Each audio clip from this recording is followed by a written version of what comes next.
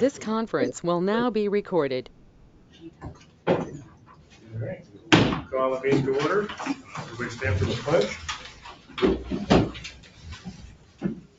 To the flag of the United States of America and to the republic for which it stands, one nation, under God, indivisible, with liberty and justice for all.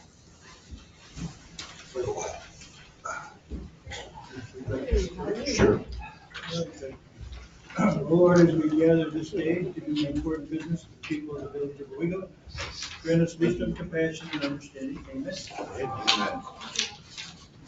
right. As usual, first item is public comment. We're all public here.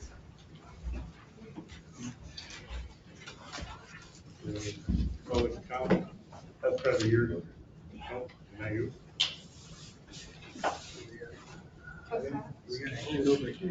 Okay, go ahead. I haven't been here in quite a while, but I still own the house on Front Street in Denver, it's for sale. What happened? What's your name, ma'am? Teresa Dole. They need that. Oh, okay. I'm on the little sheet. So what happened with the Knox box thing? Did that get approved, and is that something that because I'd be happy to put that on my house. The $700 or whatever it cost, I can't remember what, I thought it was about $700. I'd be happy to put that on my house rather than you smashing in my antique door. Yeah, no, I don't think we ever passed that. Well, people aren't doing it voluntarily, so I mean, I know the police and EMS fire would very much appreciate if you did it on your own. If you wanted to do that, they would definitely not reject it. The idea, but we have not voted officially on that. When will that happen? That is a good question. The point is, they don't have to vote, you can just do it and talk to the police department and keep. Yeah, but it would be better if it was, approved by the board so that everybody was doing the same sort of thing. Not everybody may want to do that, is the problem. But can I make the motion to, it gets voted on? Can the public make motions? No. No, Oh, okay. other than just trying to urge board members to do that. I know this is not we're not supposed to be responding to the public, but we're still looking at that, and we're considering what we might want to do and whether voluntary is the way we want to go about it. So we'll let you know. Okay. And I was informed today that I could not put my unsightly line up by the Sawyer people that live next door to me. The line is a line. It's a straight line that goes from there's a pin there, and there's a pin at the river, and I put an actual piece of tiny little rope through a couple of shepherd's hooks to designate the line in case anybody was to purchase the property, they would know exactly where the line is. Mrs. Sawyer told me that I was not allowed to do that. So if that's true, I highly doubt that that's true. They also cut down all the trees in the river until I called somebody and Terry Coleman stopped the last cutting of the tree in the river. I thought that was illegal to do. I don't know. Those would be code questions, I'm not sure. Yeah, well, I called Terry and he said he talked to the DEC. The DEC said it was illegal to do, but they didn't care. So they stopped cutting the last tree down. They were beautiful, beautiful maple trees. And they left the tree in the river, the pieces of the tree in the river. And my understanding from being a master gardener was that was not legal to do from a Department of, NCON or whatever we're calling it these days. It was not legal to do. But once a tree's cut down, it's quite dead, so. Yeah. Can I say something else? Go for it. Are you running a line from some place inside the sidewalk on your property to the end of your property by the river? Yes. And just one piece of wire or one piece of rope? It's not wire, it's just. Piece of rope? No, it's just it's a twine thing. Yeah. Yeah, so it goes through some shepherd's hooks to go up, because it's, to make a line straight, you have to make the line straight. And it goes through 2 shepherd's hooks now. She told me I could not do that, so. If it's on your property, then It's right on the line. It designates the line. It's pink. it is indeed your line. I think that would be more of a civil matter than us, but I don't see how that would be I illegal. told her to call the cops if she didn't like it. Right. Ask Mr. Knapp or Mr. Coleman, because I bet you that you can do that for sure. If it gets taken down, I'll know who did it. Is your neighbor's name Karen? No, her neighbor, the name, but that's the It other was a side. joke. Oh, okay. No, her name is Patricia Sawyer. The other side, 340. So this is nitpicking.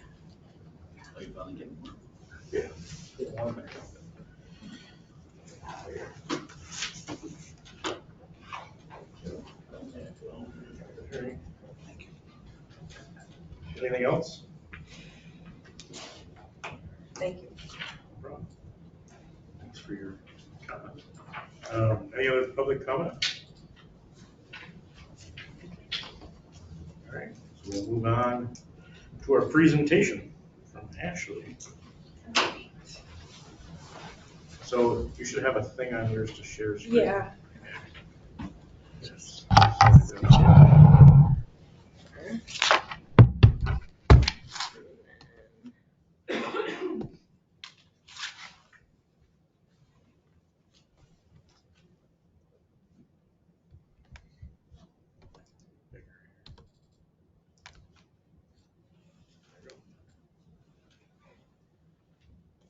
All right. I'm not blocking it for all of you guys. All right. Well, thank you very much for having me speak here today.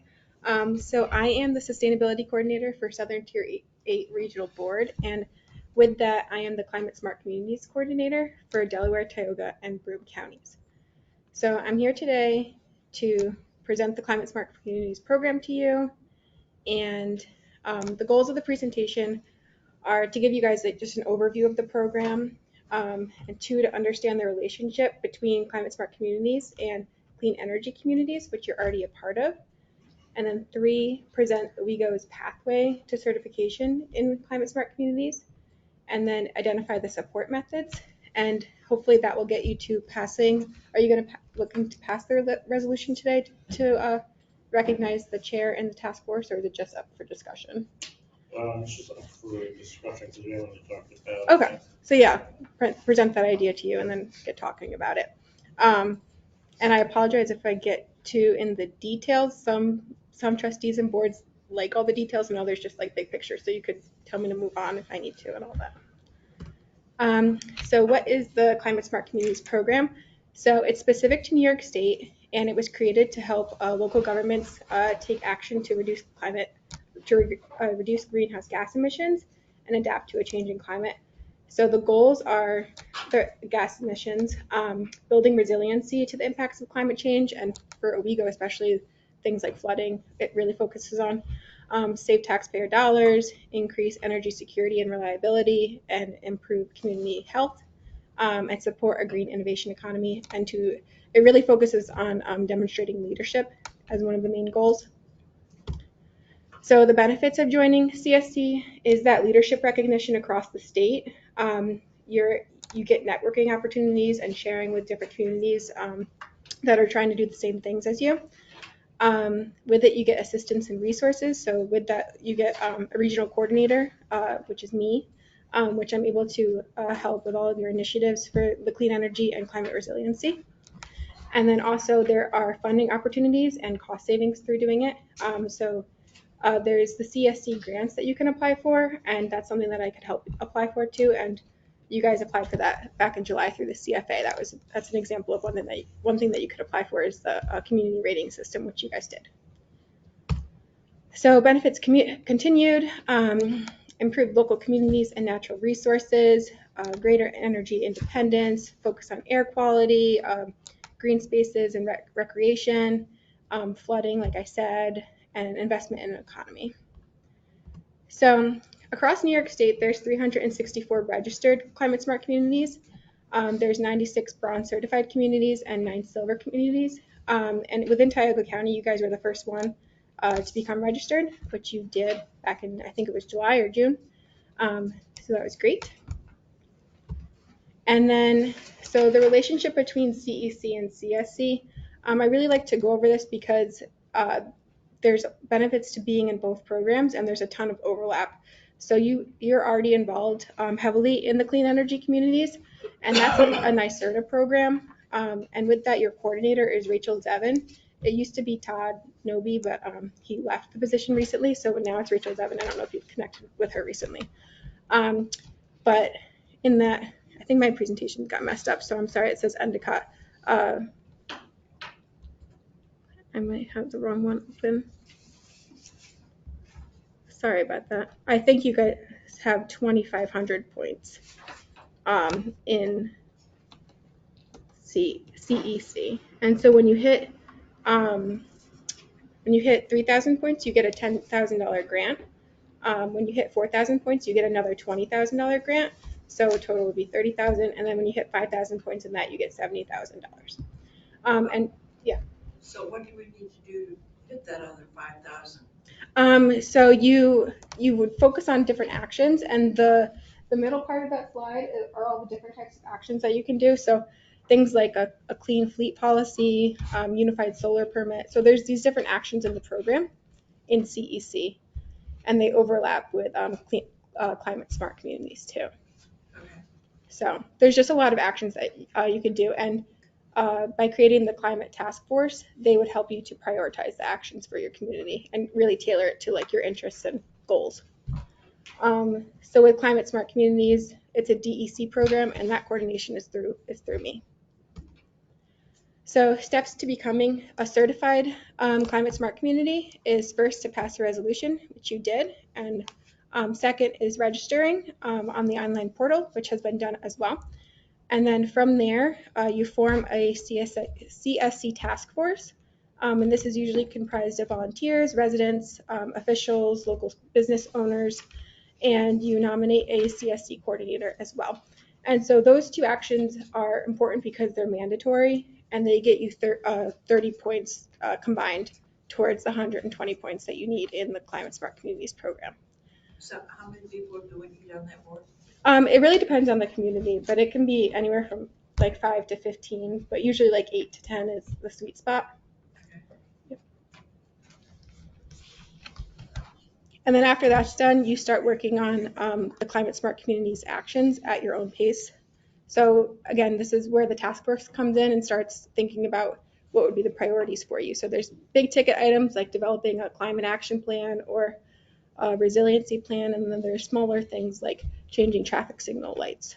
So it really is what you make of it, and you get different points depending on what you're doing. So after that, you upload things to the portal and you would become certified. So just going over some of the action types. So within the CSC program, they call them pledge elements, and so all the actions fall within a line item basically. So they focus on forming teams and setting goals, energy use, specifically like decreasing it or changing the type of energy that you're using, solid waste management, land use policies, like updating a comprehensive plan or zoning, doing a flood map, things like that, enhancing community resiliency, supporting the green economy, and focusing on public engagement and commitment, with like community action plans, stuff like that. So to become a bronze certified community, you need 120 points, and you need to complete at least one action under 4 different pledge elements. So that's just getting into the nitty gritty, and that's where I would come in with the climate task force to make sure we're meeting all those requirements. But basically, a lot of the pledge elements build on each other, and you get points for each step. So like at the bottom of the slide, an example is doing a fleet inventory. So you inventory all your fleet in the village. And then from that, you would build a fleet efficiency policy where you're looking to meet certain goals with your fleets. And then you would fleet right size, make sure that you don't have too many vehicles that you're not using. And then you would eventually, when you need to replace a vehicle, the hope is that you would do an advanced vehicle. So that would be like an electric vehicle. And there is funding support for that too. So Owego's pathway. So on the left side of the screen, you can't really read it. But basically, I have one.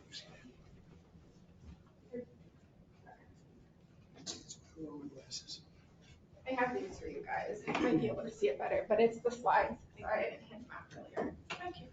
On the left, there's a list of the points that you basically already have. One copy back here.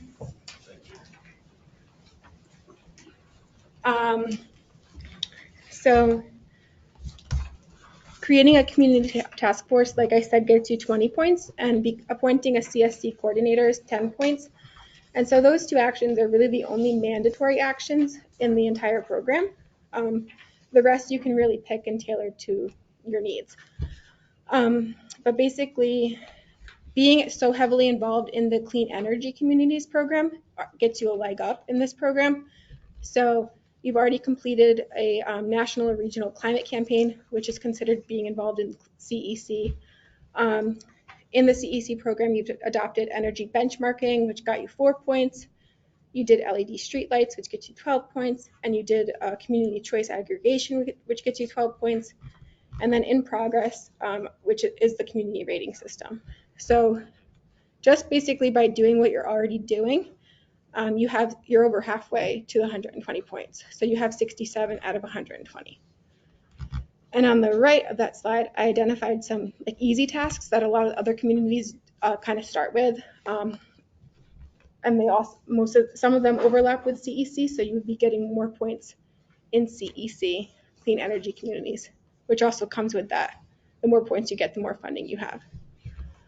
So on the right, you could start out with a fleet inventory. You could do clean energy upgrades, convert traffic signals, which I think you only have one signal owned in the village. So they estimate that converting to LED saves you $600 a year, and that would get you 4 points in the program. Maybe it's something you already did too, I'm not sure. But doing an energy code enforcement training also gets you points in CEC and CSC. And then a natural resource inventory, which is basically just identifying like green spaces, cultural assets in the village, and mapping it out, which is something that I can help with as well. So doing like the easy tasks on the right would get you to 98 points out of 120. So, and a lot of it I help with too. So,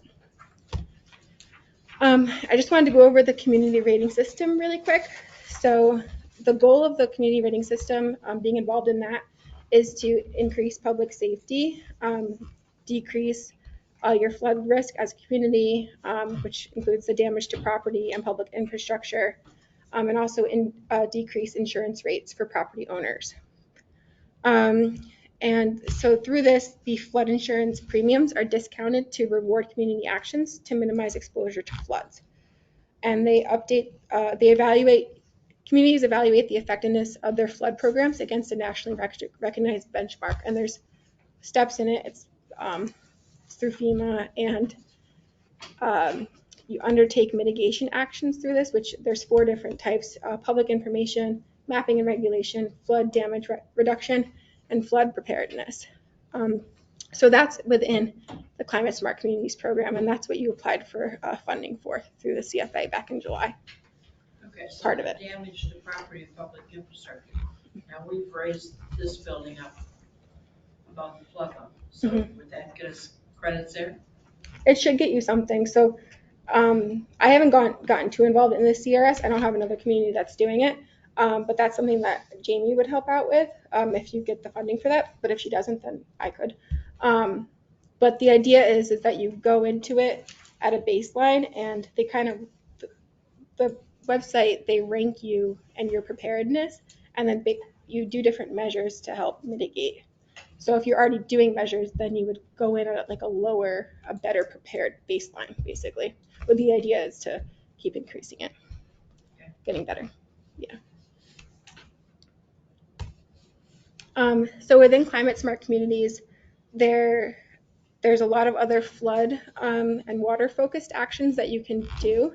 So just some examples are a watershed-based flood mitigation plan, designing flood elevation and flood maps, water conservation and reuse policies, water smart landscaping, evaluating policies for climate resiliency, working on green infrastructure, right sizing culverts and dams on your roads, doing nature-based shorelines along the rivers, a climate adaptation plan, which is something that I can do, riparian buffer work, and climate vulnerability assessment. So I just know that flooding is really important in this area, and there's a lot of different actions that you can work on. So I just wanted to go over the support for the actions and where it comes from. So as the Climate Smart Communities Coordinator, which is me, I can support the task force with really anything and all actions and helping you guys become certified. And there are some actions where that DEC wants me to do for communities, and it's kind of on a first come, first served basis if you're interested. So like a climate adaptation plan, they want me to do one a year with a community, and that's something that most communities apply for funding for, but DEC is funding me to do it so that it would be basically free to your community if you're interested in it. But along with that, the relationship between climate smart communities and clean energy communities comes with significant overlap. And as I said before, the funding from progressing in CESC gets you more in CEC when you do those overlap action items. So that's where the 3,000 points get you $10,000, the 4,000 points get you $20,000, and the 5,000 points gets you $70,000. So that's a combined, if you get to the 5,000 points, $100,000. Okay, now these, the money that we incur, is that limited to certain usage? No. Okay. Yeah, it's just they give you, it's like a reward basically for reaching those points. Yep, it's not tied to anything. And then through the Climate Smart Communities grant, which is DEC operated, which you're familiar with because you applied for it back in July, you can apply for a lot of different action items specifically in CSC. So that has to do with items like greenhouse gas mitigation, fleet management, materials management, land use policies, adaptation actions. And I've seen like a lot of communities apply for like comprehensive plan updates. I've had some communities, they've gotten funded for like trail development too. So it's really vast and you can apply for a lot of different things. So I guess this just summarizes that there's a lot of support for these actions and I'm here to help. So the next steps going forward, you're already registered as a climate smart community. So the next step is passing a resolution to have the Climate Smart Communities Task Force and kind of enabling them to meet and establish goals and all of that and work towards different elements. And along with that, a coordinator within the village. And again, these are mandatory actions. So if you want to continue in the program, you have to have the task force recognized. And you get 30 points total. And then after that's established, then the task force would start meeting. I would probably present to them to go over the program, and then we'd start prioritizing actions. So I know that was a lot. So if you have any more questions. So now, these 8 to 10 members, Mm-hmm. They're all non-board members? They don't have to be, but usually. Yeah.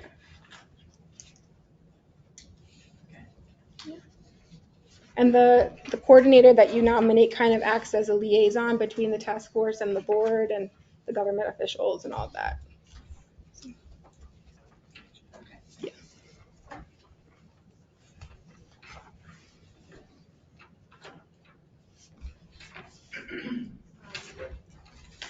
I sent out a sheet that has a resolution to form the task force and appoint the chair.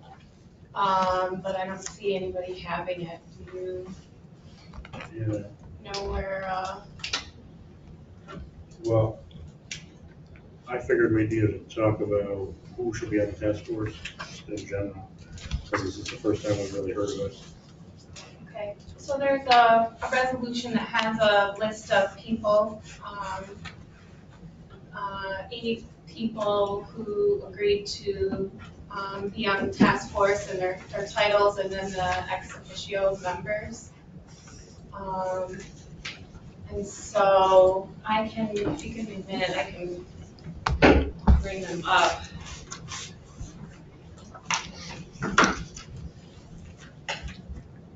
So within your packet, there's more just, you're saying it, resources, fact sheets on the different funding and all that. And behind the slides, there's like an Excel printout of all there's like 100 actions that you can do. So they really range in interest. Yes? No, Oh, not me? no, Okay. Oh, sorry, not. I understand where Laura's going, but if we have other things, Yeah. I don't have any. Does anybody have anything for Ashley? yeah, we We should should. explain a lot of what Laura said. So if we start playing around with the task force and names and stuff, we don't want to have her have to do whatever, not stand there for an hour or whatever. Yeah. So any more things for her? Thank you for presenting. Yeah. Thank you for listening. All good information. Good. All right. Thank you. Yes, the task force makes more sense than I just figured we should talk about it and how many people and who we want on it and all that kind of stuff. You want to know the names, or do you want to wait for Oh, the you next item? We could wait so we could have a full discussion on it. Or now, while you know what we're talking about? Yeah, I mean, now it's fine. Okay. So the chair, we chose Julie Nucci, who's here. Did she volunteer for that? When you say we chose, I don't know who the we is, because we don't even have a task force yet, so I'm just trying to figure out who the we is that chose something. Yeah. Okay. So, and Julie's here. And also Kevin Millar, former mayor, he's in the room here. Me, village trustee. Colin Evans, he's a doctoral student in atmospheric science and climate change at Cornell. Jerry Wiley, who's here, she is a resident and she's an energy navigator. Brian Goodrich, Tioga County GIS. Elaine Jardine, Tioga County Planning and Grants. Would you go just a touch slower? Thank you. What was Brian's name? Goodrich? Brian Goodrich, he's in the county GIS office. And Elaine Jardine is in the county planning and grants. What was Colin's last name? Evans. Colin Evans. Jerry Wiley is here, spells her name Gerri. Kids. Joanne Lindstrom, Pending approval pending approval, of her supervisor. Town of Owego Planning and Zoning Administrator. Lindstrom? Yeah. Lindstrom.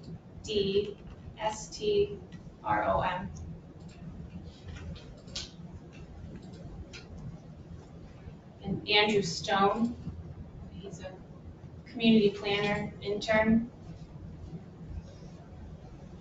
Who works for Then- Jamie Burchard. Yeah, works for Jamie Burchard. And then the two ex officio members,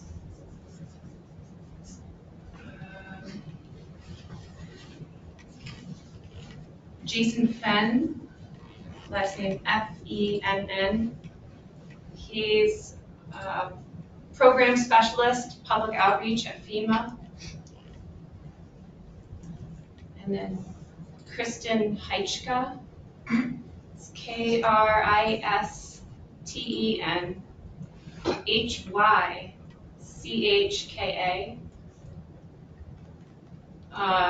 Her title is Research and Outreach Specialist at New York State Water Resources Institute, Cornell University.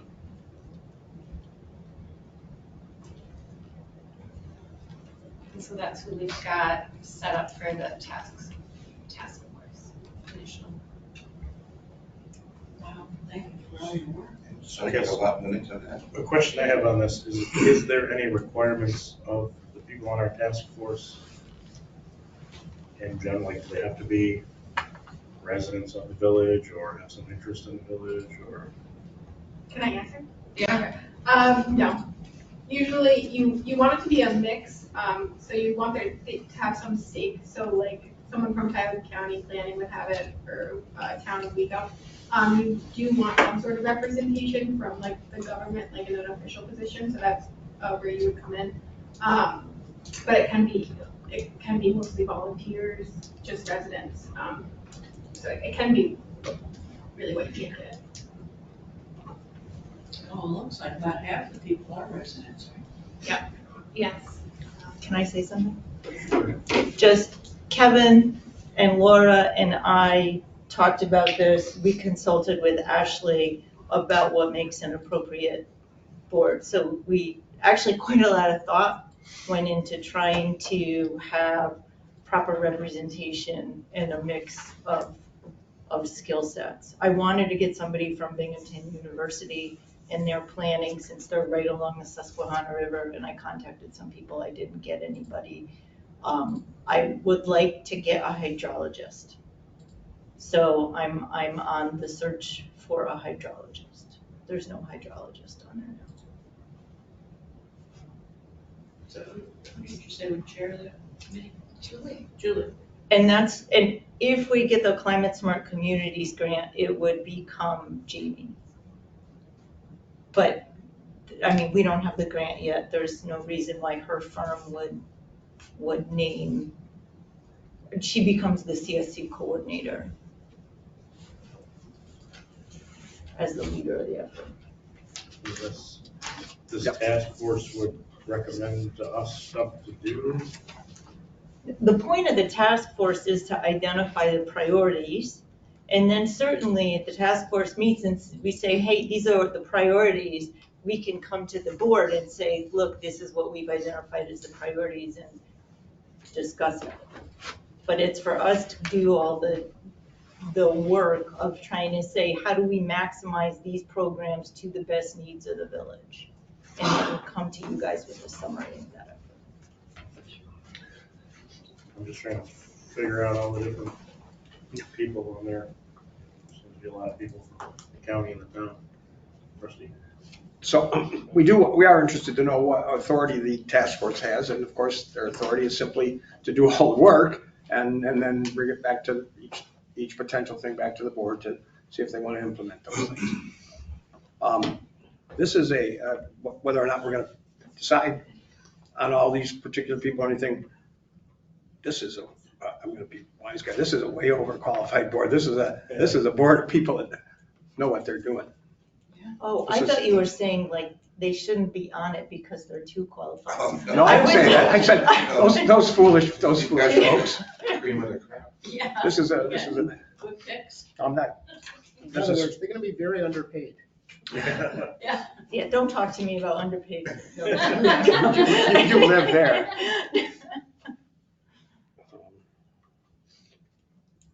So Mike, do you have any, just quickly, any feel off the top of your head you want to,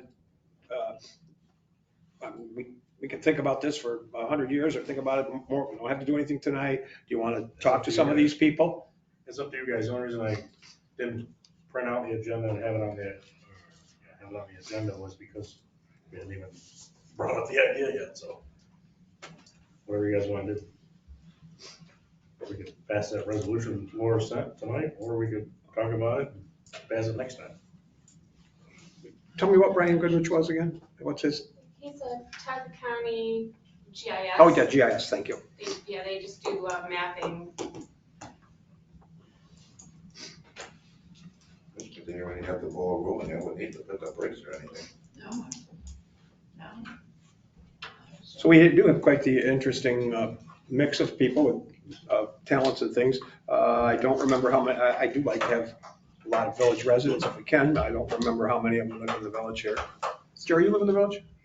Yeah. We've got 4 or 5 that live in the village. We've got a couple from the county, 1 from the town. So we're not putting 8 people from the county on there over. Well, it's more of an advisory task force, right? So- And I know Elaine lives in the village too. Is what? Yeah, she does, Elaine actually. Jardine from the She town. works for the county. We're supposed to know. I think that makes at least 5 from the village on there. I don't know some of the other people very well, so I don't know where they live. Well, because, I mean, some of the stuff they could advise would affect, village taxes. Oh, yeah. Stuff like that. I think we should move ahead. I'm familiar with at least 6 of these people, and these people are people that I have confidence in. I would probably be prepared to form this committee. But I'm also always prepared to think about it and talk about it and look around about it. Or where you guys want to go, Scott?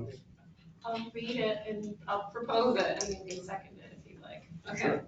So, And we do have it, so. you do have it? Well, I mean, we have it somewhere, so. Okay, so you have it here. Okay, so it's a resolution to implement a climate smart community task force and appoint a climate smart community coordinator. We adopted the pledge June 21st. And we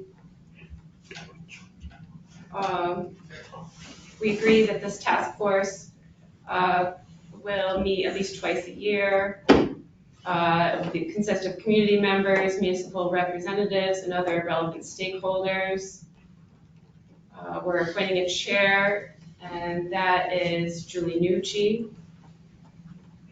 And the initial membership membership list for the CSC task force is Julie Nucci, Kevin Millar, Laura Spencer, Colin Evans, Jerry Wiley, Brian Goodrich, Elaine Jardine, Joanne Lindstrom, and Andrew Stone. And the ex officios were Jason Fenn and Kristen Hirsch.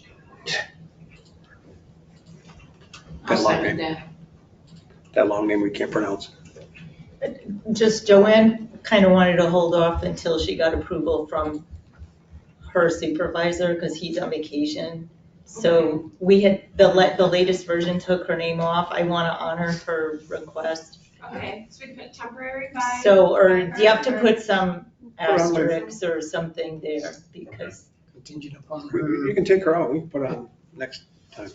Did you say contingent on approval for Joanne? Just. Yeah. If you Something have to. in, Okay. Sorry, Okay. You're making that motion? Make it. Yeah, I made that motion and Fran said she seconded. All right. Any discussion on it, Rusty? And did you, because of, on some of our other motions through the state, through this stuff, they gave us a template, is that their template? Yeah. Thank you, Yeah. appreciate it. No, because they wanted the whole language, thank you. Template, I guess. Yeah. Are we minimizing ourselves to this number of people, or are we going to expand this to 50 people one day? I mean, I don't know what kind of parameters we want to fall in. Well, they made mention of getting hydro. Hydrologist. That's what I mean. I don't want to limit us if we do have other people that we will need on this board. so Ashley, is it correct that the mayor they can just appoint future people at future Yeah. Yeah, the meetings? So we're not like resolution. locked in to Okay. this. That's I just fair. want to make sure we're not hanging ourselves. Yeah, fair And point. I assume we can release anybody at any time. Right. Yeah. Sure, our committee. That's why I asked if there was a number of people that were supposed to be, had to be on it, didn't have to be on it. Like, that's probably a decent number because people are busy and this night 3 can't come and that, this and that, and so, yeah, that's probably a workable. Any other discussion on the motion, resolution?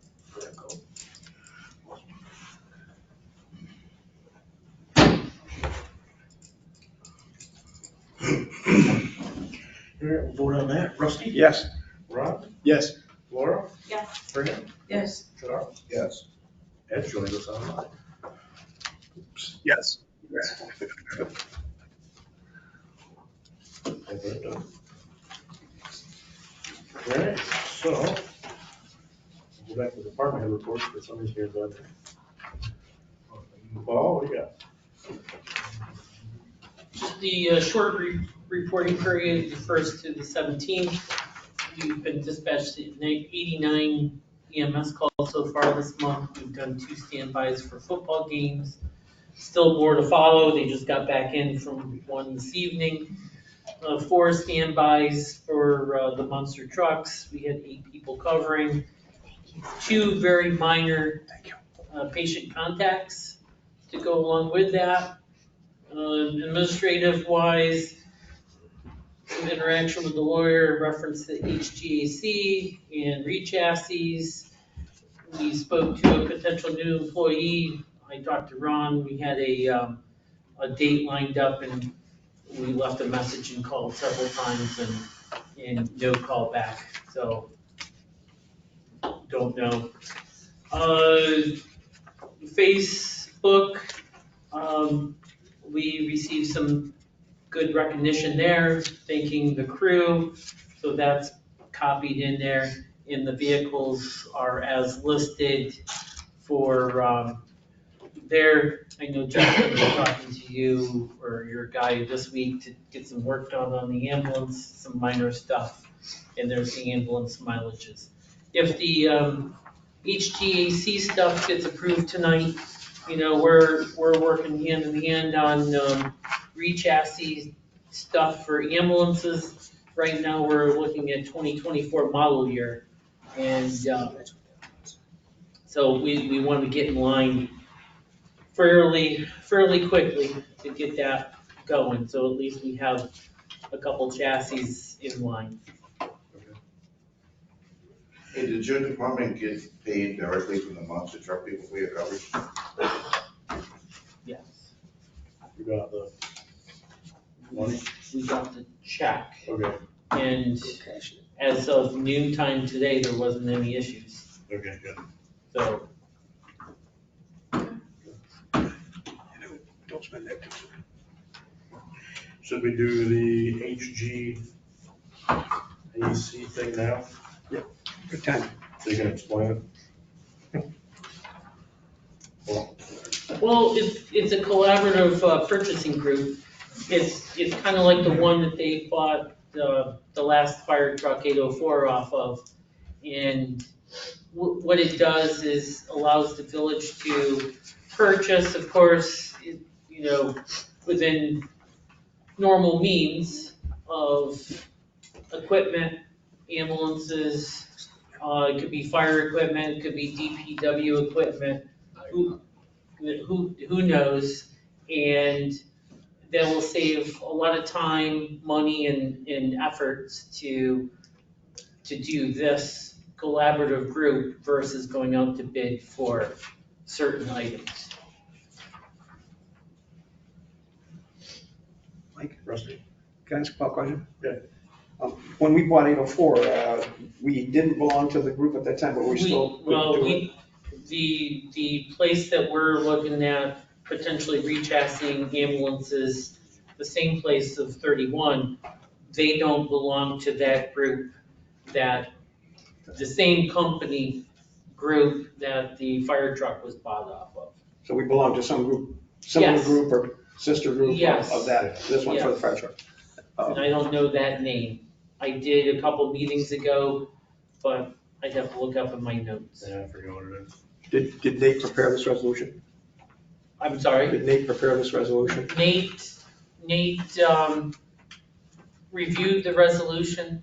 I think Cindy prepared the resolution off of a boilerplate from another village. Nate, did you do that? Yeah, the resolution form is really simple and straightforward. You just need like it says, a resolution authorizing you to become a member or to participate in this HGAC Houston Galveston Area Council.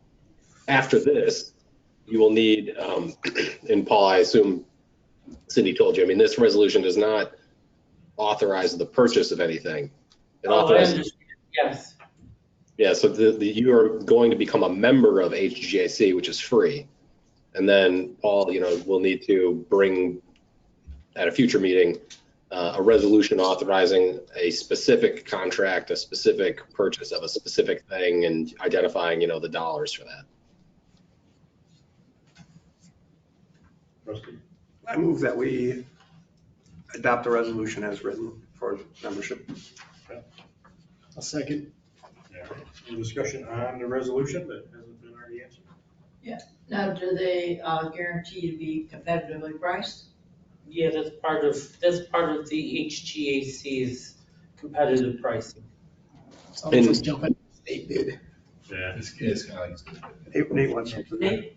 Fran, to try to reassure you, right? So, in order to cooperatively purchase with using a entity located outside of New York State, and even in New York State, it's incumbent that every time a purchase is authorized, you review the packet of documents for the specific contract on which you're piggybacking to ensure that they've complied with the substantive requirements of New York State law for procurement, which includes competitive bidding.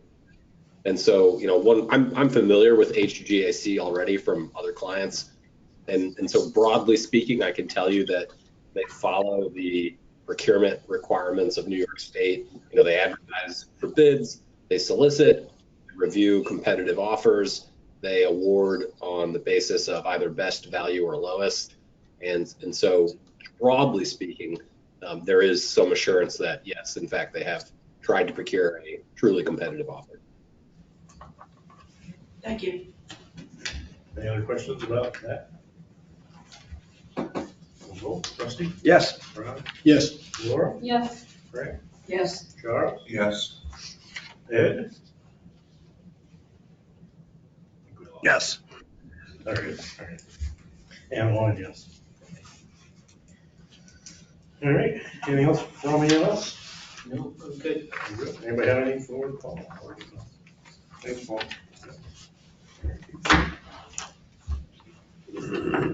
Ready? Yeah, we've been setting up and tearing down for the OPD events that he had over at the fairgrounds. We just got done with the monster truck show, cleaning that mess up, and, say the least. We've been cleaning out the drains, finishing up the blacktopping on the roads that we need to get done until Broom by Tumnus. Hoping they will start next week, I'm hoping, praying like that. On Lake Street, Front Street, Park, we were making sure all the outlets work for the Christmas light show, so the lights and everything that they wanna light up the flag, the green poles. So we checked all them out, they're all ready to go. Tomorrow will be the start of the new year of brush pickup. Hey, hip hip hooray. So, A lot of leaves out there. no doubt. So we're starting that tomorrow, we'll have 2 crews out doing that tomorrow. You're using a sucker truck, right? You sucking these? Yeah, our leaf machine. Yeah. Our 2 leaf machines. They're all ready to go. Cackmeister's got them all ready. So we'll have 2 crews out doing leaves tomorrow morning. And then 1 crew, we're gonna start shutting down the park. Marvin Park, grandstand bathrooms gotta get winterized, lines gotta be blowed out. Wednesday, the water company is shutting down the park so we can bleed the system. And we're just wrapping up the summer stuff, turning over to the fall and winter. So hopefully, I'm hoping, I had a meeting with the new inspector today, or the salesperson today of Dave Ferris, he's retiring. And I took him around of the 3 roads that I wanted to get done this year, being West Ave and Cove being the first one done, and then Prospect and Woodlawn. So I'm hoping next week that they're gonna start doing them. We're at their mercies, and they're gonna be open, they're thinking, until the 22nd of November, weather permitting. So hopefully we get those 3 roads done this summer, or this fall. Do we have anything for Fred? You have anything else on the agenda? And you want me to bring that up about the fairgrounds? Roller and seat and stuff, keeping that, or no? So, Good job. I was talking to Mayor and Rusty prior to the meeting about keeping the monster trucks, what do you call it, down payment that they had on the shelf, the 1,500, keeping it, because we're gonna have to roll the fairgrounds and reseed it of what the damage they've done. They raked it out, but it still needs to be rolled, and it still needs new seat on it. As long as Nate's good with that. I think that's within our contract, right, Nate? Right, so, they put a security deposit down. I guess, Fred, the thing I would ask you to do is try to itemize the actions that you're taking and compute, what that costs you, so that there's some backup for why the entire security deposit should be held. And then beyond that, if it's actually more than what the security deposit is, then we should go back to them and say, you need to pay us this extra money. Okay. Just keep a, no bill. I got you. Yes, sir. All right. Anything else? Nope. Anybody have anything for DPW? Good job. Good job. Thank you. Did we hear from, we got police chief, right? Yeah, we have nothing from the fire chief for this week. Right. And from the police chief, we do have a request. Yes. And the request is the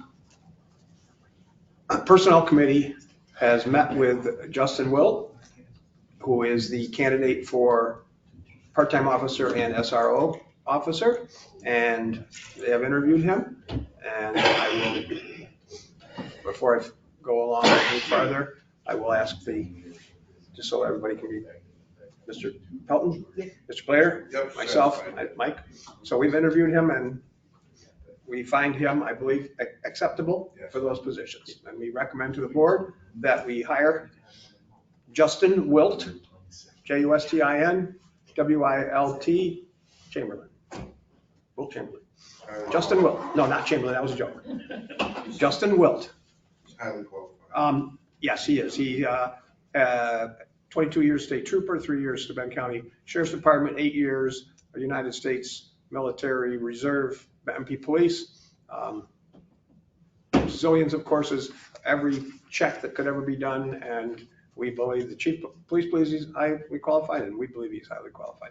So the resolution I'm going to ask for is that we hire him, put them both together. If we don't, it's not, if they should be separate, they'll be separate. We hire him as a part-time police officer at $25 an hour, because you're supposed to belong to the police department, and if and when he's available, I'm saying this in the middle of the resolution, we'll finish the resolution. If and when he's available, he would be a part-time police officer. So the resolution is to hire him as a part-time police officer at $25 an hour, and the SRO officer at $42,000 a year, no benefits.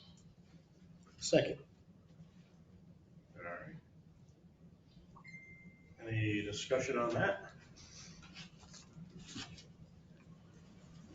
Shall we vote? Rusty? Yes. Ron? Yes. Laura? Yes. Fran? Yes. Charles? Yes. Ed?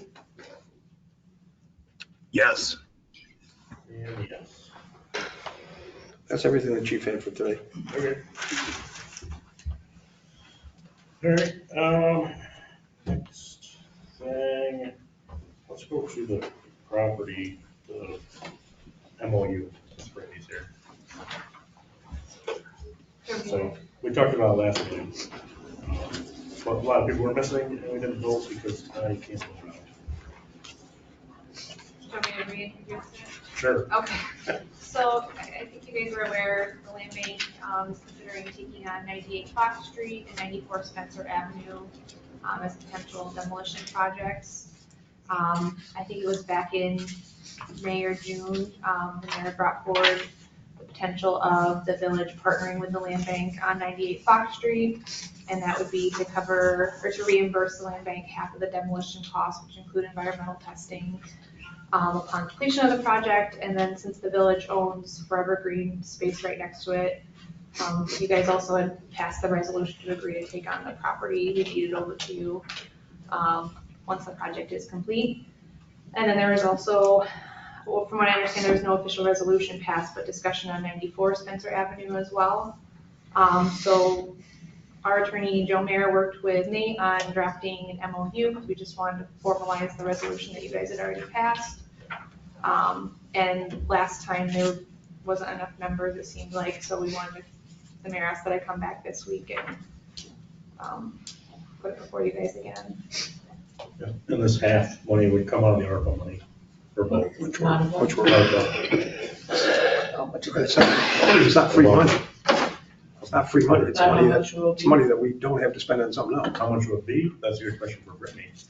So, well, I think for 98 Fox Street, the mayor, we had some quotes. It's very hard to estimate until the asbestos testing is done. Right. So the range for 98 Fox Street, I reached out, got 2 quotes. The lowest was 30,000 on the low end, ranging from 60, although that's if there's places loaded with asbestos.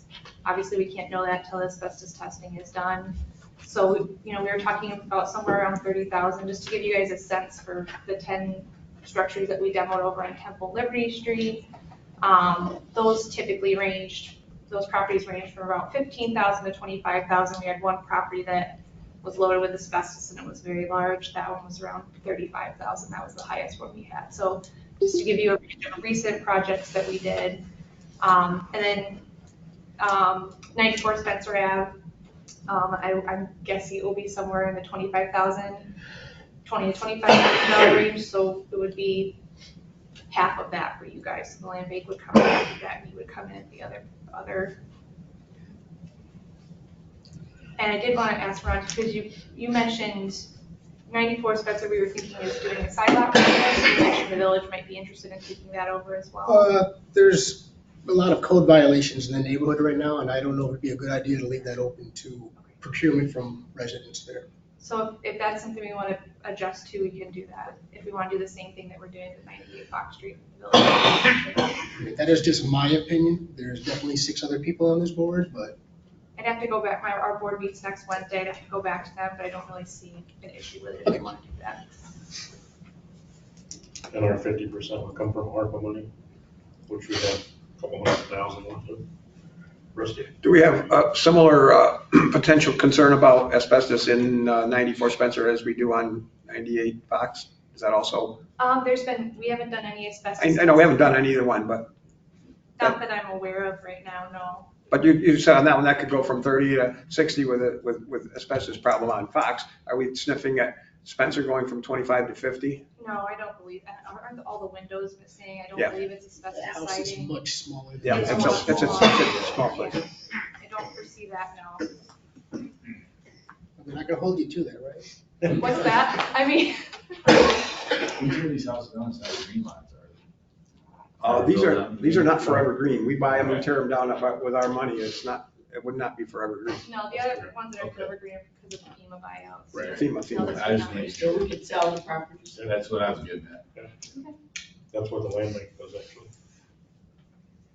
But the village are ours, so we would sell We could, yeah. Rusty? So we spoke about this last meeting, and the way I think about these things is I hate to commit to an open-ended number. I'm more comfortable with we will pay half up to. I'm just more comfortable with that myself. Then we'll pay half, whatever it turns out to be. I don't know if that will work with the land bank or whatever, but. I think that would negate the half part. Well, true. What's that, Ron? I think that would negate the 50% part. If it's half up to. Then it's not technically half. I don't know. I'm not a lawyer. I don't know if that would actually fall into legalese or, I mean, I'm sure their lawyer would have contention with that. Ours might be agreeable to it. We can Ask Nate. Ask Nate. Yeah, I mean, Nate. the village board can't pass a resolution that has an unqualified obligation on the village to just pay to infinity. So I think the typical solution to something like this is to say, half up to a number that you feel fairly confident will not exceed the half. And so, and then if the number comes in and in fact exceeds it, then either, you say that the turns out we're just not going to do it then, or the county bears the responsibility for that additional cost. Now, I think what Rusty's going is that he wants to set probably a number that is like $20,000 or something, and that's probably too much risk on the county bearing more than half of the cost, which Ron, I think you're identifying.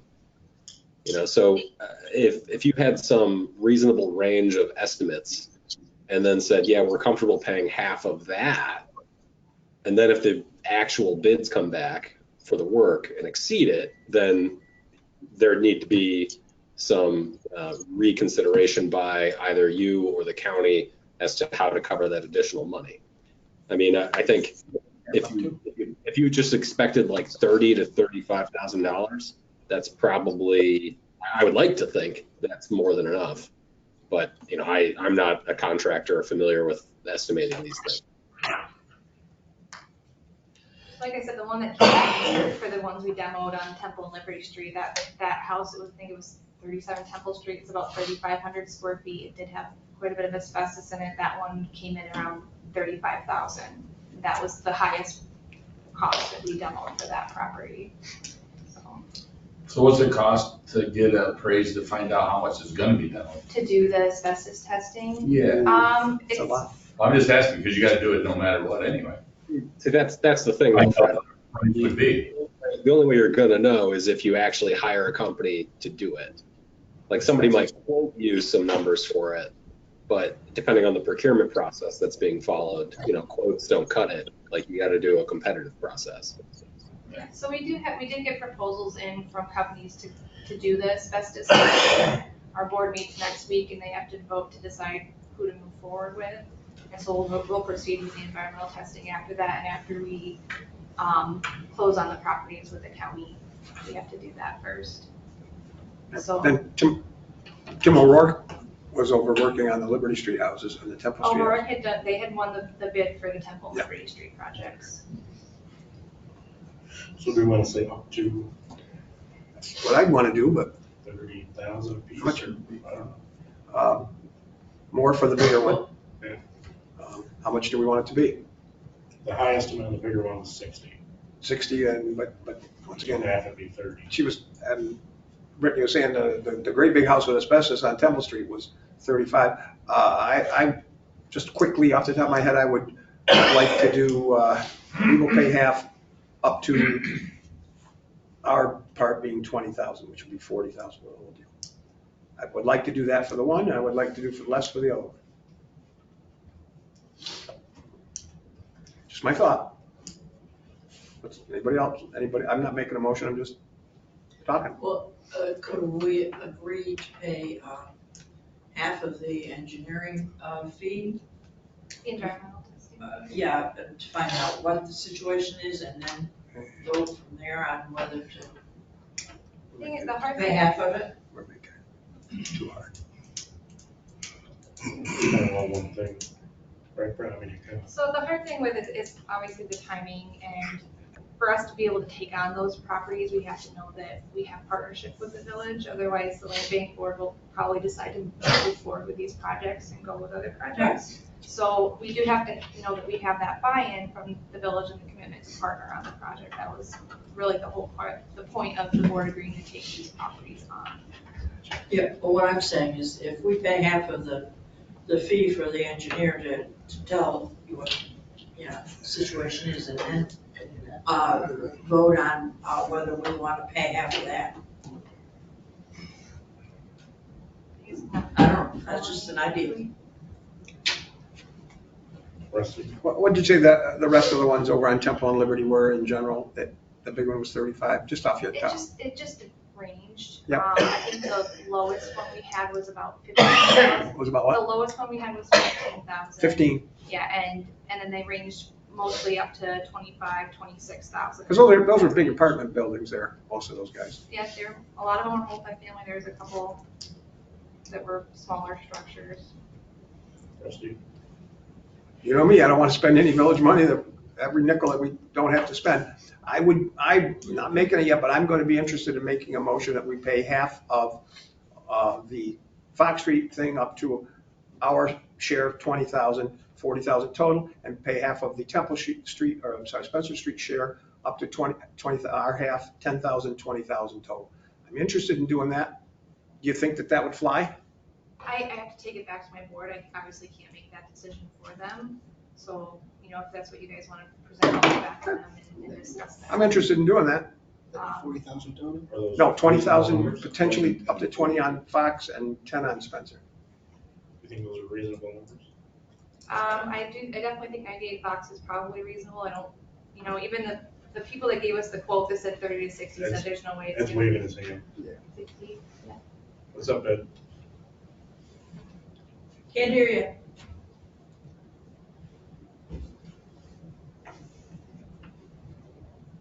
Can't hear. Can you hear us now?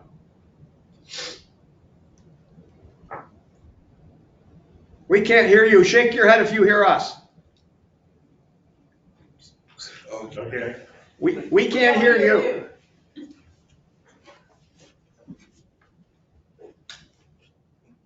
My only thing with 94 Spencer is its proximity to the properties right next to it.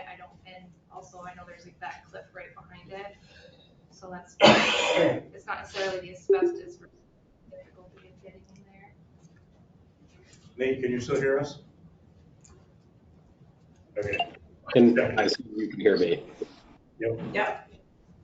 So Ed left, maybe he'll rejoin. He's probably trying to get back in.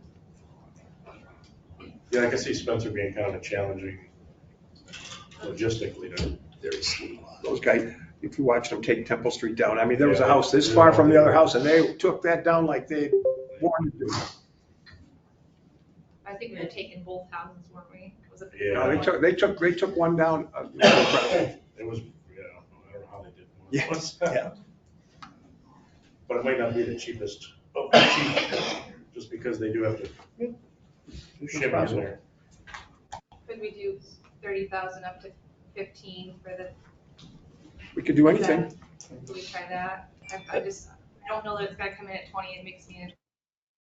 Hey guys, can you hear me now? Yeah. Yes. Go ahead. Is there no expert opinion that we can rely on as to what's proper or usual? Until you have the asbestos testing done, there's really no way to know what that, so that's why that company gave us such a wide range on 98 Black Street.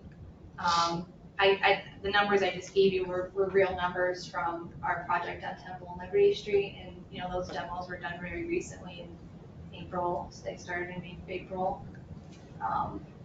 Also depends on tipping fees and all that with the asbestos, but those are fairly recent numbers.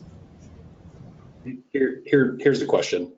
Is the county, if there is asbestos, is the land bank still willing to move forward with the demolition? Yeah, we've done demolitions with asbestos before and all that.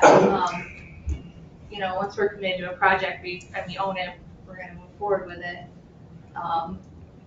We don't know the numbers, we're gonna get it back though, obviously. Right, and so I asked that, right, because it helps us clarify, so either the village board today can approve with the full range, from asbestos to no asbestos, or what they're asking is, can we at least get an engineer in to check the cost of that? And then if we know there's asbestos, it sounds like the village board might not be willing to move forward with it. But if the majority of the village board is willing to move forward, even if there's asbestos, then approving up to half of the maximum range there would be a way to just get it done right now. Pete, not to put you on the spot, but I guess the question is. Yeah, Nate, you can't see that, but Pete's actually here. Who's Pete? He's the. Would we be Land a bank. county owns the property, we're not allowed to do No idea who he is. asbestos. I've never seen him before. Is that correct? Usually, yes. Yeah, so that's Guys, just the only thing guys. it's. Does Rusty's proposal get us there? On the Fox Street one for sure. The Spencer Ave one, maybe not, maybe have to bump up them out. For So do we want to break them out? Yeah, we can. We can do that. And we can do that because we did months ago approve that we would go halvesies on the Fox Street one. The Spencer has been added to that. We didn't make a previous approval, so we're kind of sticking with our previous approval on the one. And it doesn't seem like a lot of money. We have the contradiction. We don't have a lot of money, and we want to have blight gone, but at the same time, we don't own those properties. Somebody else owns those properties. They're not ours.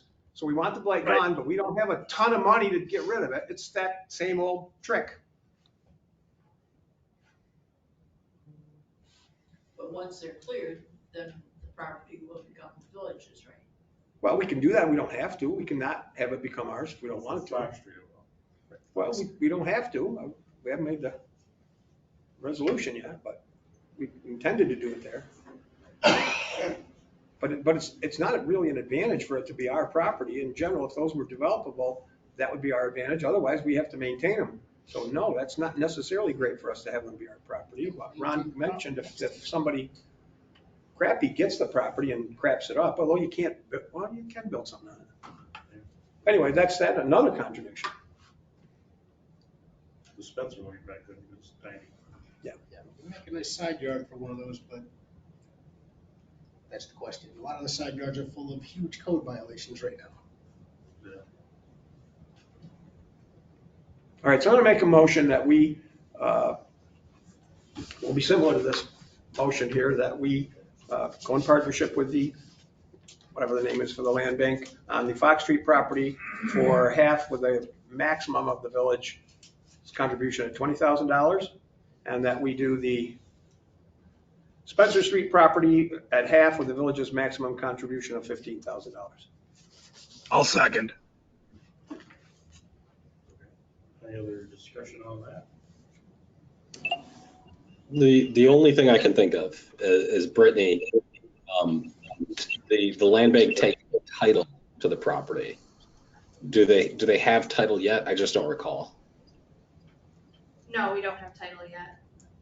When's the drop dead date for them to get title to it? I mean, timing with taxes and those being levied, we'd like to have the deeds filed by the end of October if possible, but we've already missed. I had to pull 94 Spencer from the reso after last one, so we're already gonna miss that. That won't go until November. Right. If you guys are agreeable to it, that won't go. So, and this is, I guess, is ultimately just the timing thing, so the county will have, or the land bank will have to make a decision whether what the village has done to authorize the dollars is enough for them to take title to it. And, I can tell you, I would expect the land bank, if it turns out the asbestos survey shows that there is asbestos, the cost will be higher. I mean, that's probably not going to happen until after the land bank has taken title to the property. Yeah, we can't do the asbestos testing until after we've taken title. My only concern is that if the land bank feels that the dollar amount authorized just is too risky for them, they might not take title to the property, meaning it all just doesn't work out. So that's the only piece of the discussion that I wanted to put out there. There is potentially a timing issue on this. Yeah, because so I do have to, if you guys pass this, I have to go back to my board and tell them the change, because initially we thought 98 Fox Street was, going to be a different scenario, so I just have to take this scenario back to them and see what they want to move forward with. Did you say something about taxes in November or October? I wasn't hearing you good. Yeah, so the town and county taxes, when the land bank takes title to the properties, they go off the tax roll. So if we want to, the town and county taxes are levied in January, but you have to know by October. Hasn't the county already taken them? Hasn't James taken them from the ownership? They have, but. Well, then there are no taxes on them. The county has ownership now. There's no taxes on those. There are right now, I guess, right? Yeah. They're not coded. Yeah, okay. So there are no taxes. The county owns them. I don't think they've been switched over yet, so that they're not taxed. We do have taxes that we're gonna have to pay. The land bank is gonna have to pay on those properties in order to take them. We have village taxes and school taxes, the current, not past due, currently levied taxes that we have to pay. So that was. We take a lot of properties in the NREM, and when that happens, they are not all automatically coded as tax exempt.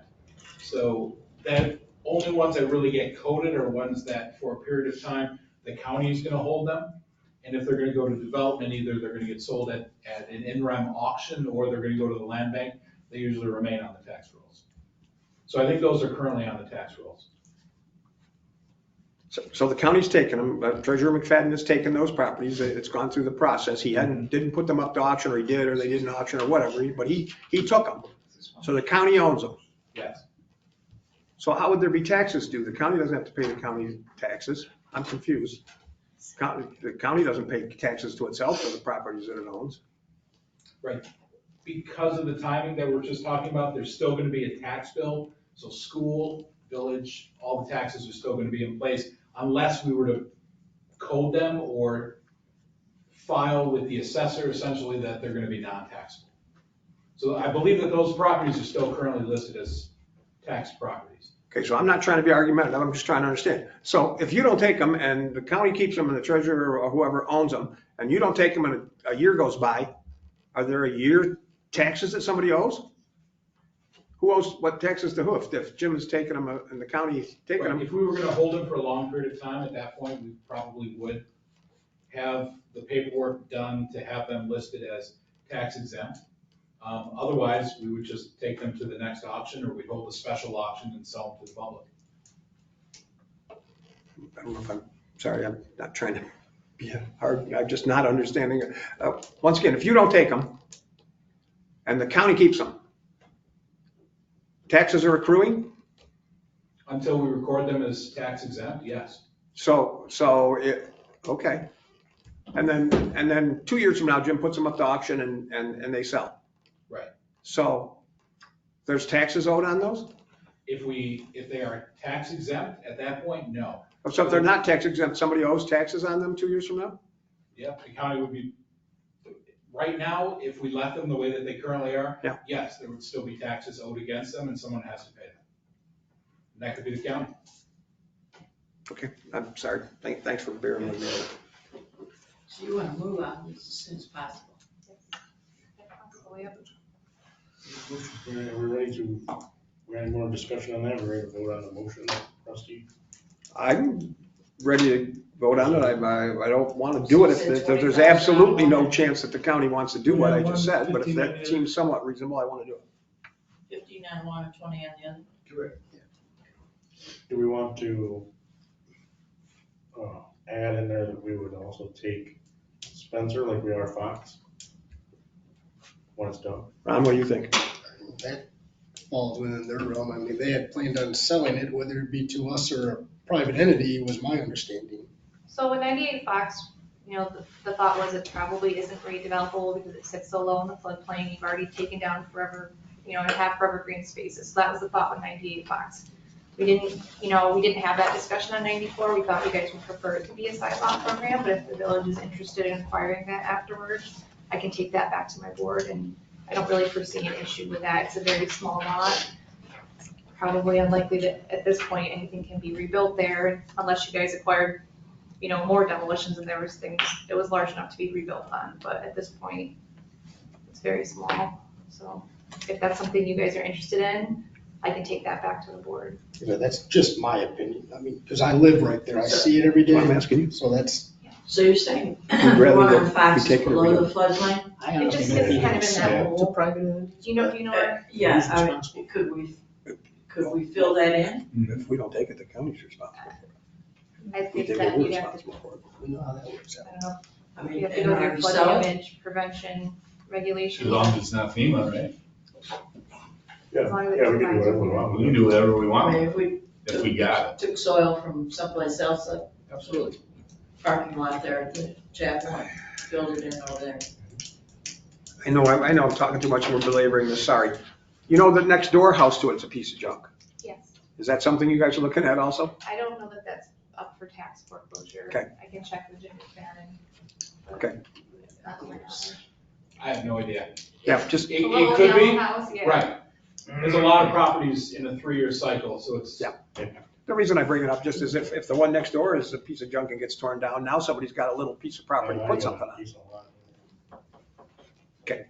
The house was boarded up 2 years ago. Whether we want to add that? I'm gonna defer to Ron, what do you think? I think the likelihood of somebody buying this as a side lot is very slim, but if they do, it's gonna become a junkyard. So, I mean, that is what it is. So if we take it, we have to maintain it, but at least we control about who we want to sell it to, if we want to sell it to somebody for a side lot. Those are the contradiction again. I mean, who owns the one on the end of Fox and Spencer, the corner lot there? Is that us? No, we're up from that. Yeah. Right across from the hairstyling place there. Yeah, kitty corner. Oh. We know that. We own that. Yeah. Yes, we That know it. lot is generally. Not your house. Not our, yeah, not It's our intended house. to that, it's adjacent to that lot she's talking about. Right. Yes. I mean, that's pretty well, I guess we're already there. Eventually, the object should be for us to get rid of all this property that we don't need. What do we need? Correct. Sell We're not in the property business of shoveling sidewalks and mowing lawns and forever and ever. I'll shove that 10-foot sidewalk if it makes you happy. You say that now.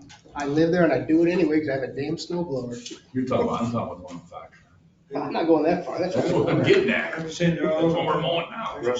So my motion didn't include taking 94 Spencer, and so I'm going to ask that we vote on the motion to not take 94 Spencer, and if the county, we can always talk to the county about taking it in the future. Tomorrow, so we can figure that out. That's fine. So we'll vote on Rusty's motion. Rusty? Yes? Yes. Laura? Yes. Fran? Yes. Charles? Yes. We lost that. I have to abstain.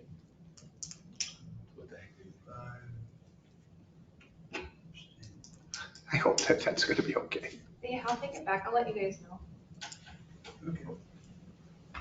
We just like hanging out with you, Brittany. I know, I do too. Give me a break from my children. I didn't have to do bedtime today. Perfect. That's overrated. Yeah. Just let them stay up, that's what I do. It's on It's camera. overrated. So the last clarification, They're probably still awake. clarification, it's the smaller of the two. If it's not 20 for Fox, and if it only comes in at 30, we're paying 20. It's the smaller two, we're paying half if it's smaller. Yeah. So we voted yes for Fox and Spencer? Yes. Scared me. I know the mayor, if you guys have a minute too, I know the mayor mentioned, I think you did about the Providence housing site visit, so. Trip, Anything new? no, there's a trip Wednesday, Elmira, if wants to come. To look at one of their other projects. Yeah, at 11, I think, Mayor, you said you and Ron, is there anybody, I have to give him a head count, so is there anyone else interested? Okay. No, I'm not interested. Can Oh, I you're ju- not interested, okay. No, I have a question for the mayor. I'm trying to get the floor. Sure. Go for it. Can I just, do I have to sign up or can I just show up? They asked me to give him a head count by tomorrow morning, so. if you Are we want- getting lunch? Figured you'd want that. You got I think he offered to buy everybody lunch is what I heard. That's what I do. He's bringing the donuts, He's buying lunch? Yeah, yo. That'll be the day. Yeah, it'll be the day. Rush, Two and a maybe. I was gonna say it? Okay, I'm that. lost. I'm lost. 2.5. 2.5, okay. 2.5 men. Whoa, what is that, a short joke? Yes. You are the choice on the board. I have the most weight on my shoulders, that's why. Thank you. Okay, I think I should digress. Okay. Alright, so are you going this week? So we get to work there. What's it? Are you planning on going? We're gonna try to go? I don't think I can go. Okay. It's Wednesday afternoon, right? Wednesday at 11, right? Okay. In Elmira. Leaving here when? To get to Elmira for 11, so probably 9:30, 10 o'clock. 10:45. Police car, we're taking the police car. Yeah. We're leaving at 10:45. What's that? Are you gonna go as Said well? I can go. Okay. You We gonna can go? take pictures too. or anything.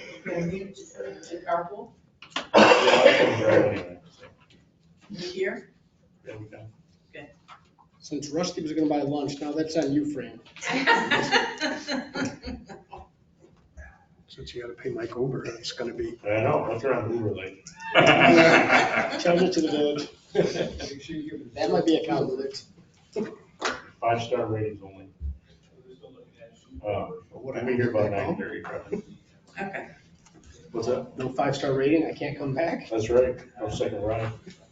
All right, so 3 of us. Thank you. Thank you. I move we accept the treasurer's report as, Oh, you're moving on. All right, treasurer's report. these guys gotta get to the Yankee game. Yeah, it's delayed, don't worry. Yeah, We're still delayed? yeah, we got to delay it a little bit. We got the rain on our side. Still delayed. All right, any discussion on the treasurer's report? Did you look it over? Did somebody Yeah. second? Second. Did you look it over? Good to go? Rusty? Yes. Ron? Yes. Laura? Yes. Fran? Yes. Charles? I'm staying over here. And yes. Minutes? Any minutes? I looked them over and I go to approve them, but there's just like a couple minor administrative things, and off the top of my head, it's page 4. I had her fix like 2 little things. Okay. Is this yours? Because it was EM or the EM.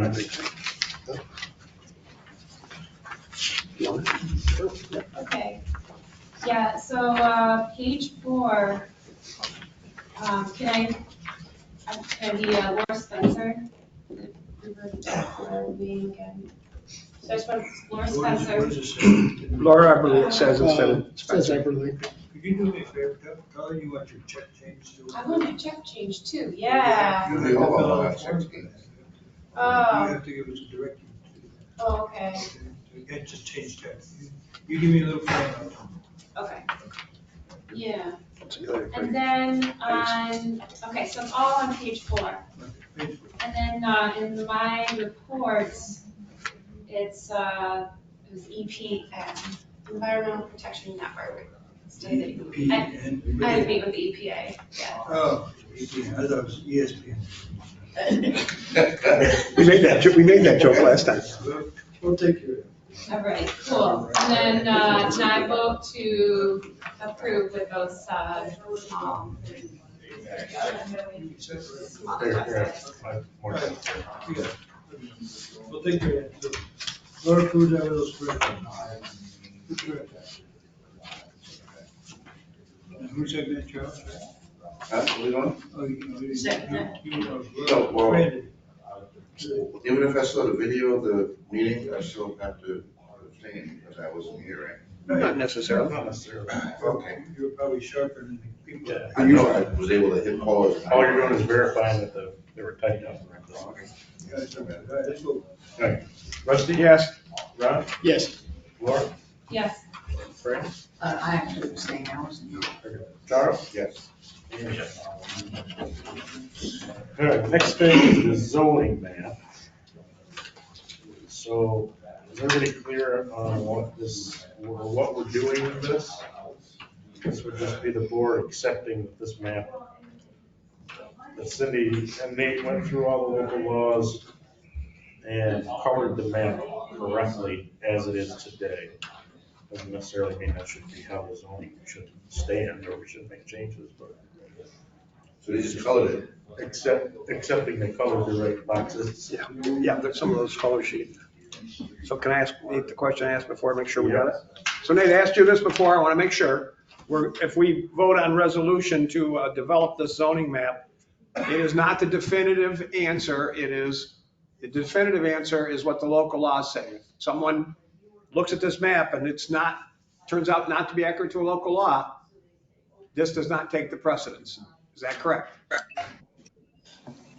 Correct. And, I guess to that extent, right, we should probably add an asterisk to the map that says, this is not, a binding map. The local laws take precedent, just like you said. But aside from that, and I think Rusty explained it to you, and I know I talked with the mayor earlier, this map is just meant to reflect the existence of the local laws you have currently. It's not changing anything beyond the local laws that you've already adopted in the past. And I do know, whenever a local law gets adopted, at least with my office, we include in it a directive that the official map of the village be updated to reflect this. So this is meant to reflect today as the local laws exist, not, what you want to change or what do you think should change. And actually I've said to, I think Cindy and the mayor, I think the village board really doesn't even need to pass a resolution to approve this because it's meant to just reflect the existence of facts as they are. So insofar as you are taking action today, it is really just acknowledging that, yes, we agree with the clerk's office that this is a, largely correct map. But, again, asterisks, it's always subject to what our local laws actually say. So do we want to make a resolution or what do we need? Nate said we didn't need to it. But I do like what he said, that on someplace on this, when the county GIS or somebody's going to make these for us, that it says on the bottom, this is some disclaimer.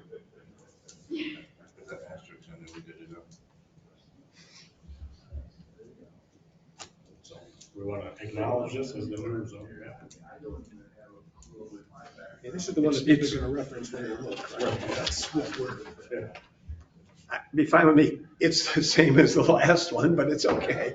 Yeah, just the overlays. We don't have the HMPMU, but it's pretty much exactly the same. The only difference is that industrial is The one that was listed in the previous. Yeah, we got it. That's not in there. But everything else is, Yeah, I mean, you don't change the zoning, he's met. no, because it's the same zoning, yeah. And it's got the industrial, which we did change. Across the river there by the sewer plant. That is correct. We did do that. I remember. I'll motion to approve the Village of Owego zoning map 2022 as presented by the clerk treasurer. I second. Any other discussion on the map? I think it's colored correctly based on the laws we have. Would that asterisk be put on there? With disclaimer? Yeah, I like that. With disclaimer, yeah. What's I gonna say? We'll have Nate help us for the disclaimer. We'll put a little something. Is that okay with disclaimer? Yeah, Yeah. and if it labels what the letters mean of the zones at the bottom, that'd also be Yeah, good. that took some research. But I had no idea what just OP to- was.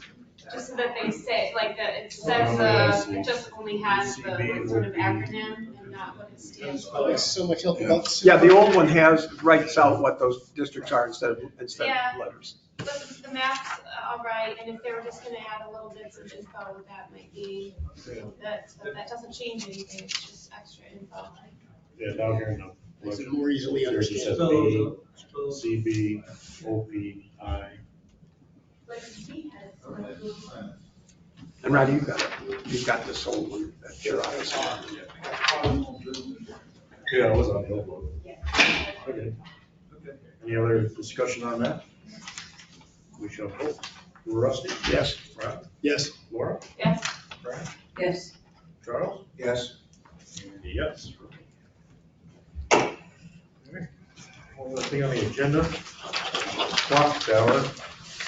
We've got additional services proposal from Hunt, and this is for engineering design fees to redo the clock tower on the fire station. They have to hire a historical architect, which wasn't in their original bid, and is all paid for by the DRI.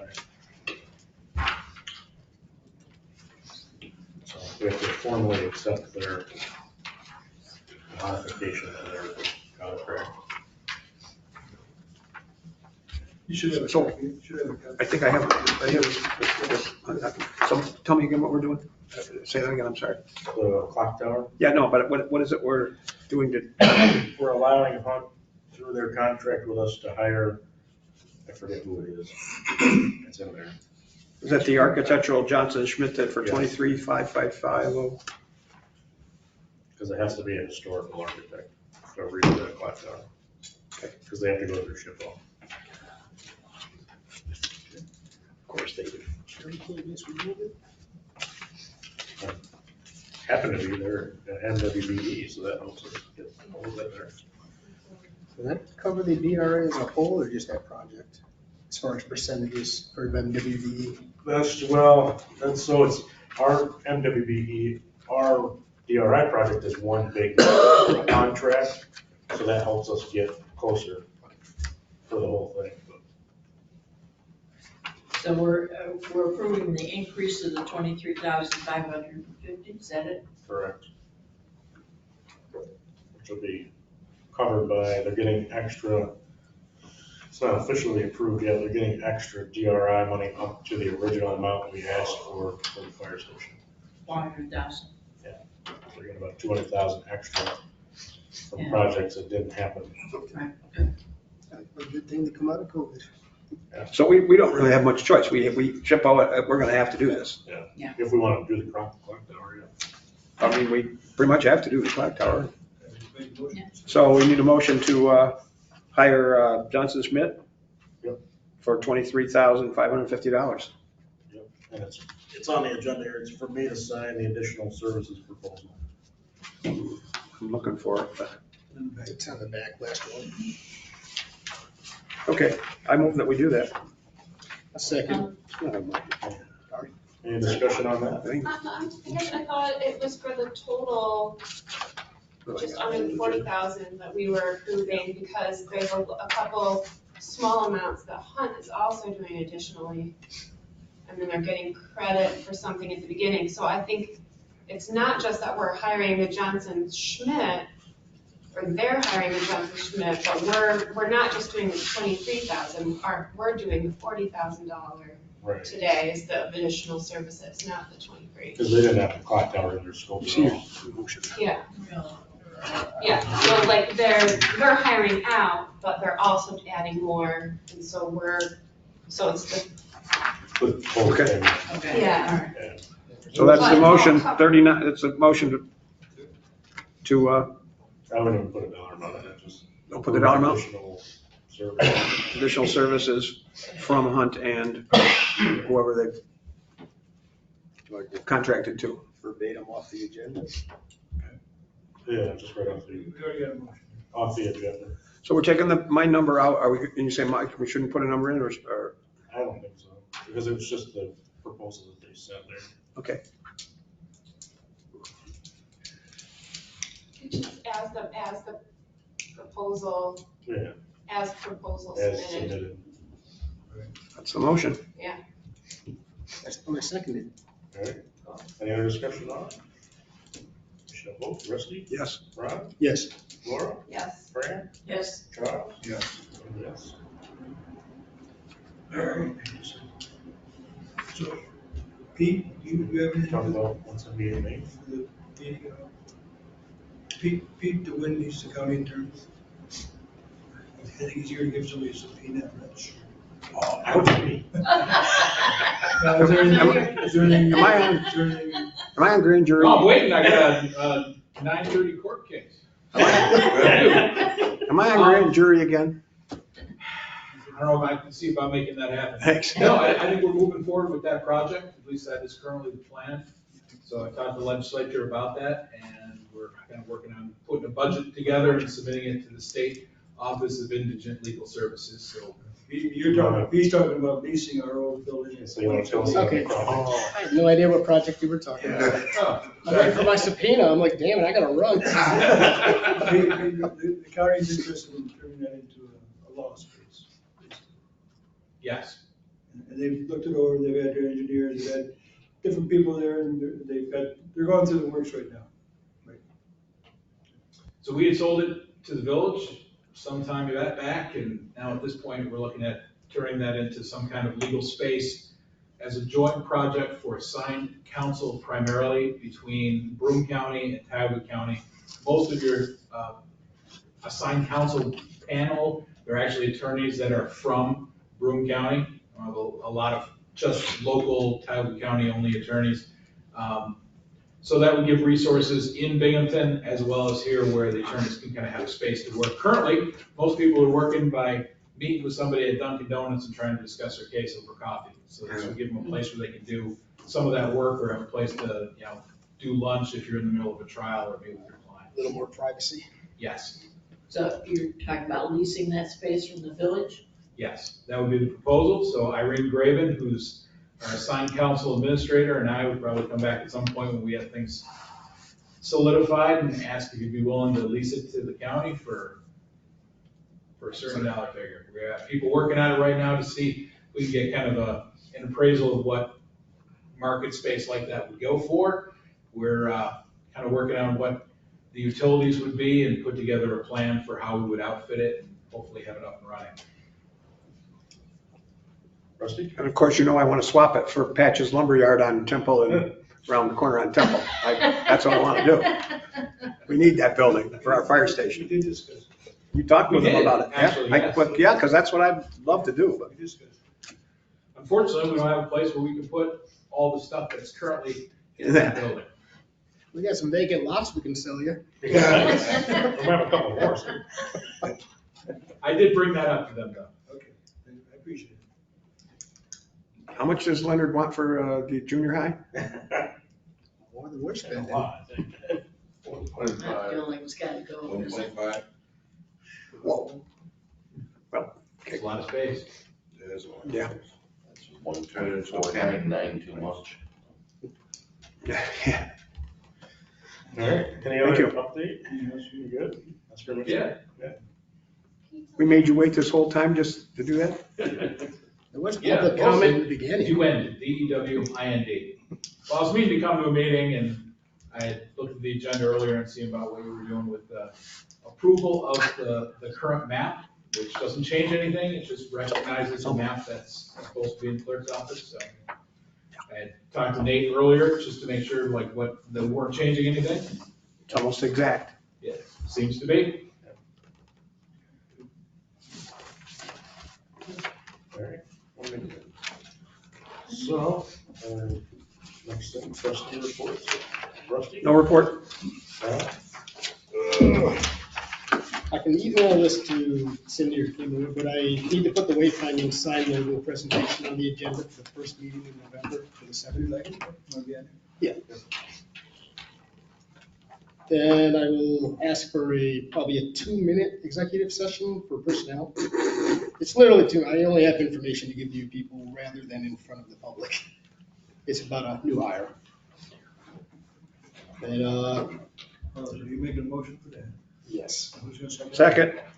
Well, I want one of Let's those. vote on it. Rusty? Yes. Ron? Yes. Laura? Yes. Fran? Yes. Charles? New York Yankee. Yeah. It's still delayed.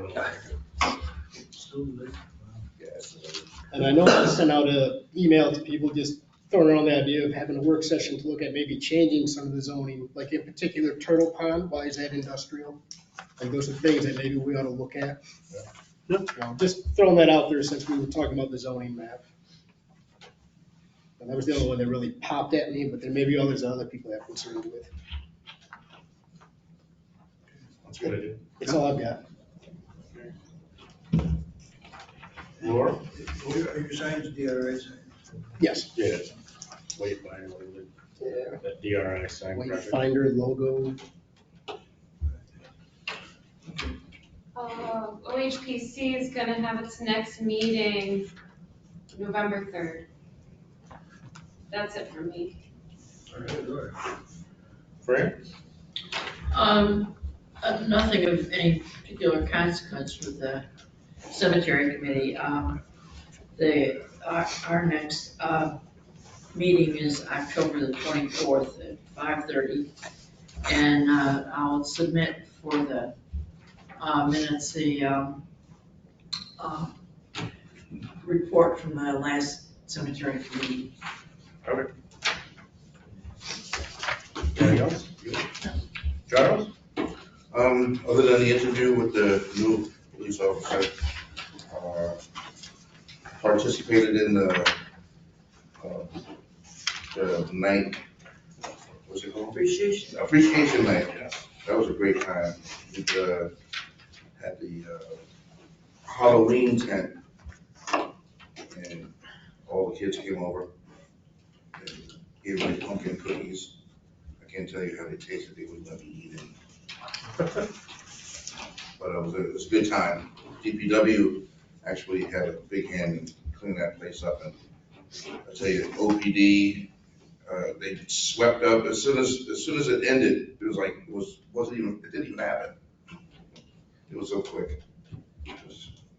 Are we keeping their $1,500 deposit? That's a monster truck. That's the That's monster. a joke, son. We can have a Has it? No, but it was all good. Yeah. The town, the village seemed to really enjoy it. It was a good turnout. Glad to see that, everybody coming together. I'm glad they didn't take all my business that day either. Mike cooked a lot of hamburgers. Those hamburgers, I gotta get with you to find out where you got them from, because those are some good burgers. Walmart. Walmart, got burgers like that. Sam's. Oh, Sam's? Nice. I heard the hot dogs were better this time for some reason. I didn't get a chance to get to the hot dog. but They were, Yeah. they were ballpark, they were ballpark beef. It was good. All beef. They're good. We can talk burgers all night, but. Yeah, I don't know. Let's get on it. Moving on. Anything else? Good. No, I'm good, thanks. All right, communications, Brittany stole my show. We got the thing on Wednesday. Road trip down there. Mayor's report, we did the night out, appreciation night, cooked a lot of burgers, hot dogs. Well, my son cooked the hot dogs. I cooked them for me and Rusty. Rusty was there. Your son was a good hot dog cooker. Officer Winchell was cooking too. Yep. Everybody was there. It was fun. I was burning them and he was just Yeah. perfect. We burned hair off her hands. It was fun. It's character. Yeah, it's fun. I would like to schedule a work session on the art park. And I told James I would try and do it next Monday. Sounds like a good plan to everybody. What time? 7 o'clock, normal time. Did you say 7? 7 o'clock when? Monday, week from today.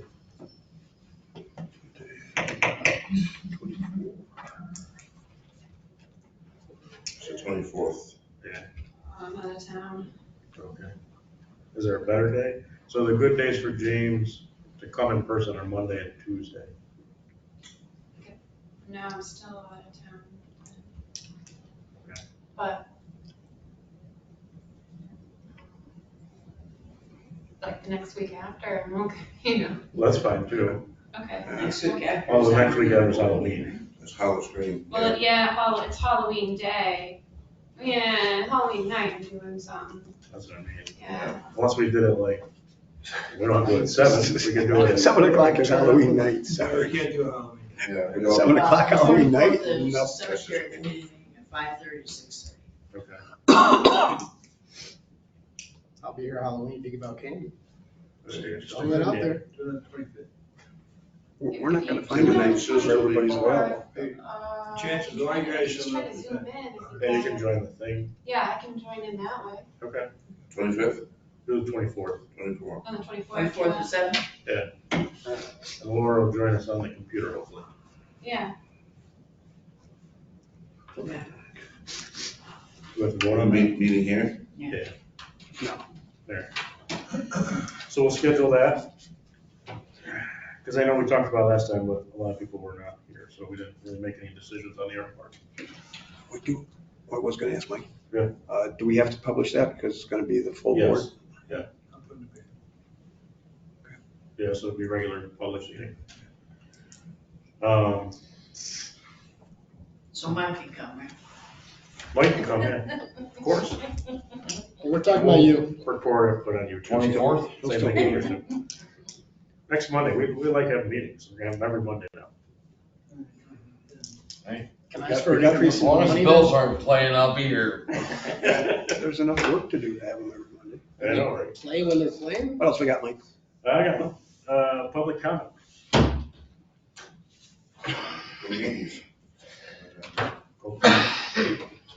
Still Mike, regulated. any public comment for you? Into executive session. All right, we got. Oh, yeah, I forgot. All right, I'm gonna keep this going, I will mute